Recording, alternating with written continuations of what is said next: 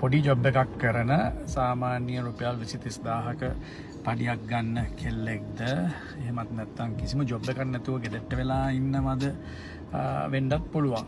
එහෙම නැත්නම් high rank job එකක් කරන maybe company CEO කෙනෙක් MD කෙනෙක් එහෙමත් නැත්නම් ඩොක්ටර් කෙනෙක් වෙන්න ඉන්න කෙල්ලෙක් ඩොක්ටර් කෙනෙක් වුණ කෙල්ලෙක් වගේ කෙනෙක්ටද පිරිමියෙක්ගේ දැඩි ඇට්‍රැක්ෂන් එක තියෙන්නේ කසාද බඳින්න කියන එකට ගත්තොත් බහුතරයක් පිරිමි මම හිතනවා මේගොල්ලන්ට ඔය මේ ජොබ් එක කියන එක කිසිම දෙයක් අදාළ වෙන්නේ නැහැ. මොනවද පඩිය හොයනවද එහෙම නැත්නම් ඒ කෙල්ල මොනවාරි රස්සාවක් කරලා ඒකින් රිටයර්මන්ට් එකක් ගන්න පුළුවන්ද කියන එක මත පිරිමියෙක් කවදාකවත් ගෑණියෙක්ව කසාද බඳින්නේ නැහැ. මොකද පිරිමියෙක් ඒ තත්ත්වයට වැටෙන්නේ නැහැ කියන එක මම දන්නවා. නමුත් ඔය ප්‍රශ්නේම අපි කෙල්ලෙක්ගේ පැත්තට දැම්මොත් මොකක් වෙයිද?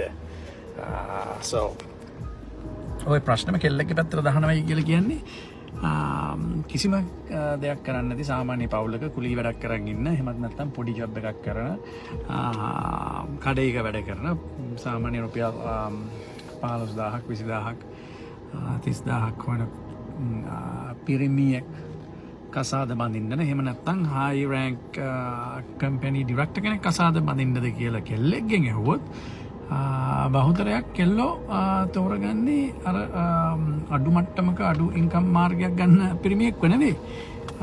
එයා තෝරගන්නේ අනිවාර්යෙන්ම වැඩි සල්ලි ප්‍රමාණයක් හොයන ඒ කියන්නේ උස තැනක ඉන්න පිරිමියෙක්ව. ඉතින් මෙන්න මෙහෙමයි. ඔක අපිට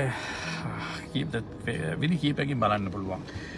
කෙනෙක්ට කියන්න පුළුවන් නෑ කෙල්ලෝ පට්ට ග්‍රීඩි උන් ඇවිල්ලා පට්ට ජරා ජාතියක් සල්ලි වලටම ඇදෙනවයි කියලා. එතකොට පිරිමියෙක්ට තිබ්බනේ පැත්තට යන්න. මේ සල්ලි දින කෙල්ලෙක් වෙනගන්න. එහෙම නැත්නම් රිටයර්මන්ට් එකක් හම්බ වෙනවයි කියලා දෙන නෑ. එහෙම දෙයක් නෑ. අතන මම හිතන විදිහට ඒ ගෑනු හිතන විදිහ වෙනයි පිරිමි හිතන විදිහ වෙනයි. පිරිමි කියලා කියන්නේ පිරිමි බාගෙන මේ. හොඳේ පිරිමියෙක් හිතන විදිහ සම්පූර්ණ වෙනස්. මොකද පිරිමියෙක් හැම වෙලාවෙම හිතන්නේ තමන්ගේ ගෑණි තමන් බලා ගන්න ඕනේ කියලා. තමන්ගේ ගෑණිට අවශ්‍ය